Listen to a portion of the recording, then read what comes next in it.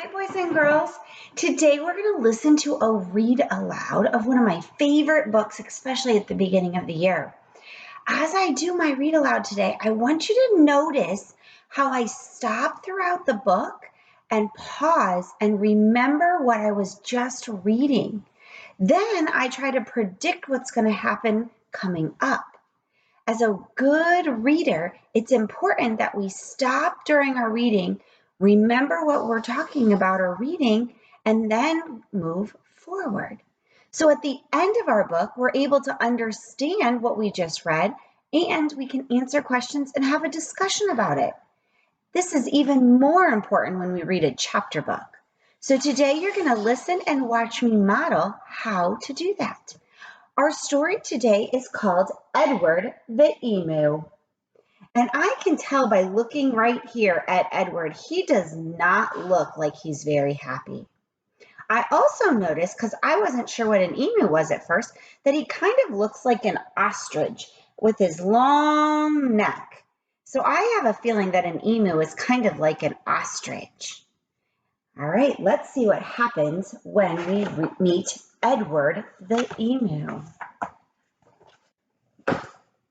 Oh, I'm already looking and saying, something doesn't seem right that Edward's playing with a ball that's wet. Edward the Emu was sick of the zoo. There was nowhere to go. There was nothing to do. And compared to the seals that lived right next door, well, being an emu was frankly a bore. That looks like the picture on the front. So that explains why Edward is sad. He's bored at the zoo. So that night, when the zookeeper went home to bed, Edward jumped from his pen and he laughed as he said, "The seals are best, anybody can tell. So tomorrow I'll just be a seal as well."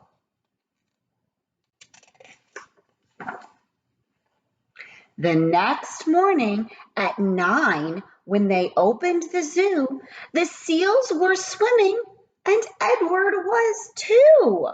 He dived in the water and basked in the sun, and he balanced a ball on his beak just for fun. Well, there's the front picture, and I notice Edward looks happier here. So Edward's been bored at the zoo, and now he's found the seals. But there's a lot more pages in this book, so I have a feeling something else is going to happen. Well, Edward was really enjoying the day till he heard someone behind the fence say, "The seals are always amusing, it's true, but the lion's the best thing to see at the zoo." Oh, I bet Edward is going to try to be like a lion. So that night when the zookeeper went home to bed, Edward jumped from the pool and he smiled as he said, "The lion's the best, anybody can tell. So tomorrow I'll just be a lion as well." I'm seeing a trend here. The next morning at 9, when they opened the zoo, the lions were roaring, and Edward was too. Look at him. He looks so silly, roaring. He snarled at the ladies and growled at the men. Life was certainly grand for a lion in his den. Oh, he seems happy, but we already noticed that this happened last time. I bet he's going to change to a different animal soon. Well, Edward was having a wonderful day till a man in the crowd had the gumption to say, "The lion's a beast, I shall say, and I always detest. The snakes are the best thing that I like to see here." Oh, I bet he's going to become a snake. So we have Edward, who wasn't happy, and he became a seal to try to be happy, and now he's become a lion to try to be happy. I wonder if he'll figure out what really makes him happy. So that night when the zookeeper went home to bed, Edward crept from the cage and he grinned as he said, "If the snakes are the best things, and that's what they say, then tomorrow I'll be a snake for the day." I bet he's going to end up in the snake's cage at 9. Oh, the next morning at 9, when they opened the zoo, the snakes were all hissing and Edward was too.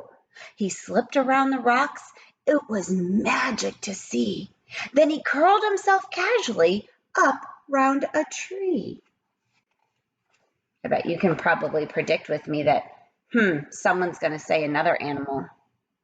Well, Edward was just warming up for the day when he overheard one of the visitors say, "The snakes are impressive. I know that it's true.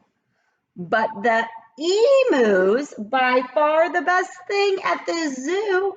I didn't see that coming. "The emu?" gasped Edward. "My goodness, that's me. I'm the thing that the gentleman most likes to see, not the seals or the lions or the snakes and the rest. It's Edward the emu. He likes to see best."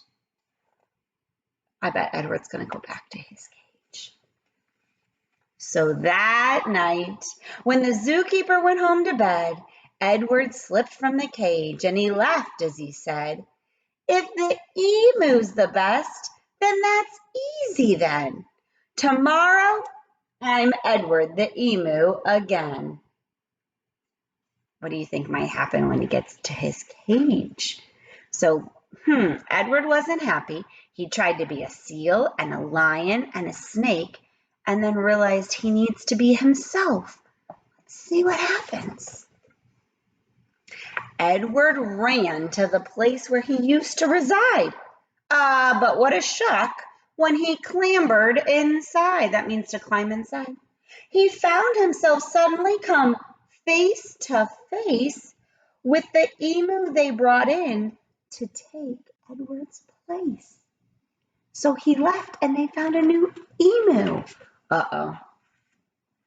The emus considered each other for a while. Then the new emu said with a shy little smile, "Hello, I'm Edwina. It's nice meeting you. You're the best thing I've seen since I came to the zoo." I wonder what's going to happen later. I don't know, but I love this story. I noticed that Edward was not happy at the beginning, and he tried to find happiness in lots of different places. But in the end, what did Edward learn? I want you to think about that also, because Edward learned something about himself at the end of our story. All right, so today you're going to do some assignments with our story. You can come back and listen to this story as many times as you need to help you with those assignments. I hope you enjoyed our story today. I'll see you later.